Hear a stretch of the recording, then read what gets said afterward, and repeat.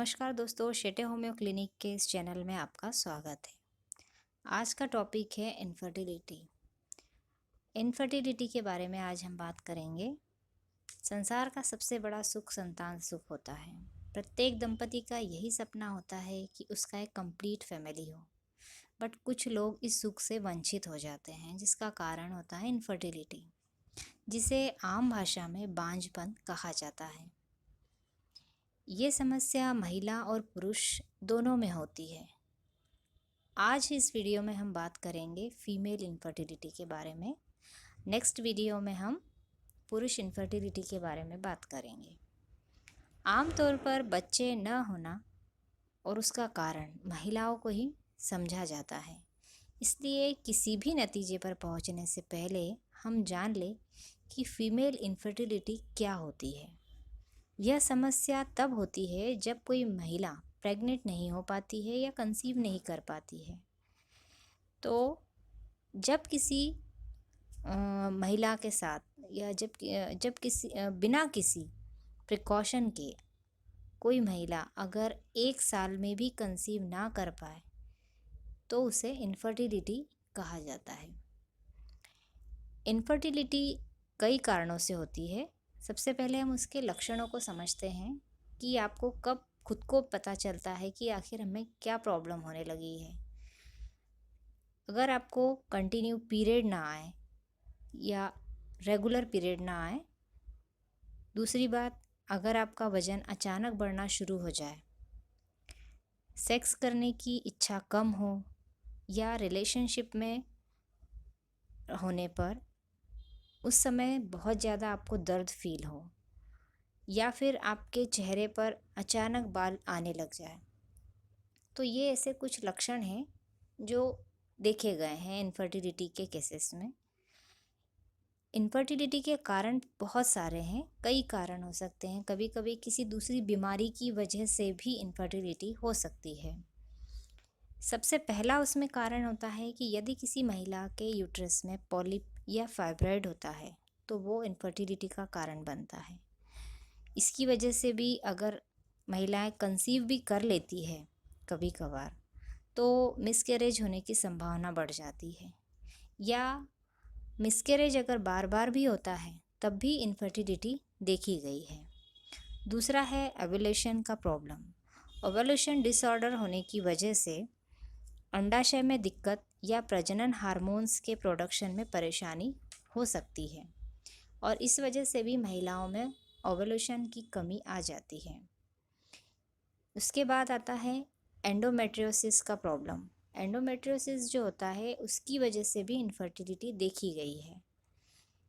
Fallopian tube का block होना, uterus पर स्वेलिंग होना, या पुअर एग क्वालिटी होना। इसके अलावा पीसीओएस के केसेस में भी इनफर्टिलिटी देखी गई है।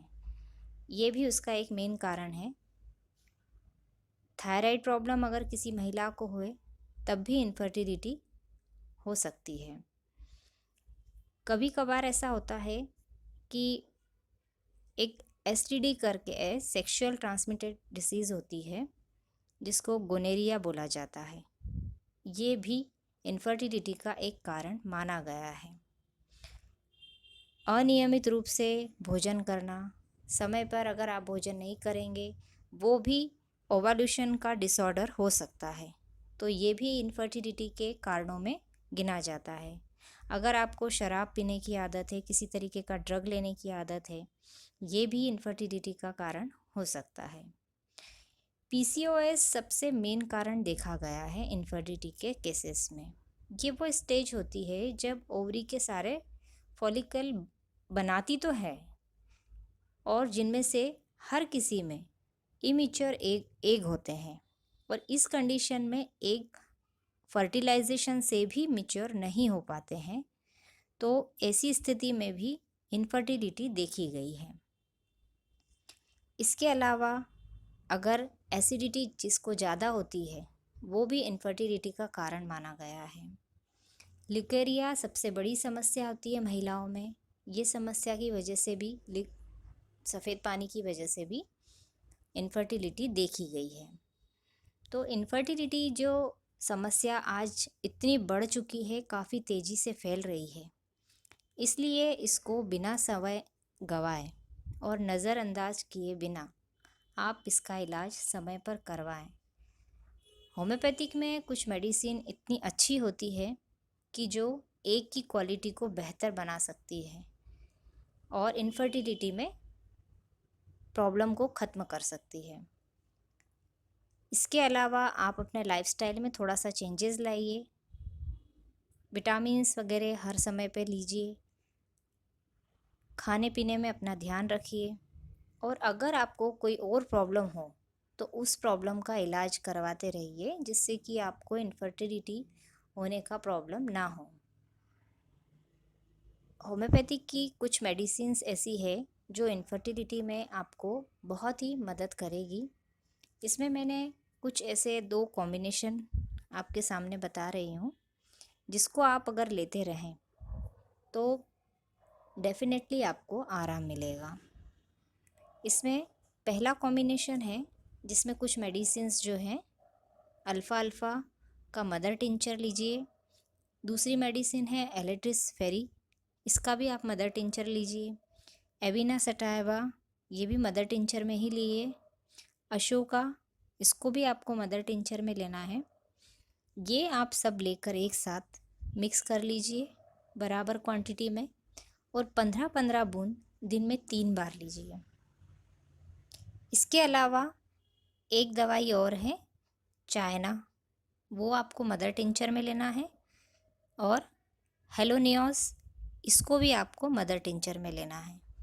इन दोनों को भी आप या तो मिक्स करके ले लीजिए या इसको आप अलग अलग भी ले सकते हैं। इनकी आपको 10-10 बूंद दिन में 3 बार लेनी है। इसके साथ आप मेंसोल सिरप भी लीजिए, जो मैंने पिछले वीडियो में बताई है आपको, वो भी आप लीजिए तो आपको बहुत आराम मिलेगा। और इसके अलावा सिम्टम्स के अनुसार आप दवाइयाँ ले सकते हैं, जिसमें सीपिया है, कैल्केरिया कार्ब है, इग्निशिया है और मेडोरिनम है। ये कुछ दवाइयाँ ऐसी है जो आपके सिम्टम्स को देख करके आपके डॉक्टर की सलाह से आप ले सकते हैं और आपको डेफिनेटली इन दवाइयों से आराम मिलेगा। मेरे काफ़ी पेशेंट्स को इन दवाइयों को लेकर बहुत आराम मिला है। तो आशा करती हूँ आपको ये वीडियो अच्छा लगा होगा और अगर अच्छा लगा है तो आप मुझे कमेंट्स करके बता सकते हैं। इस वीडियो के बारे में आपको अगर कुछ और पूछना है या इनफर्टिलिटी के ट्रीटमेंट के लिए आपको कुछ पूछना है तो आप मुझे व्हाट्सएप पर मैसेज कर सकते हैं। आपको ये वीडियो कैसा लगा आप मुझे बताइए कमेंट करके। वीडियो को लाइक कीजिए और सब्सक्राइब कीजिए। Thank you.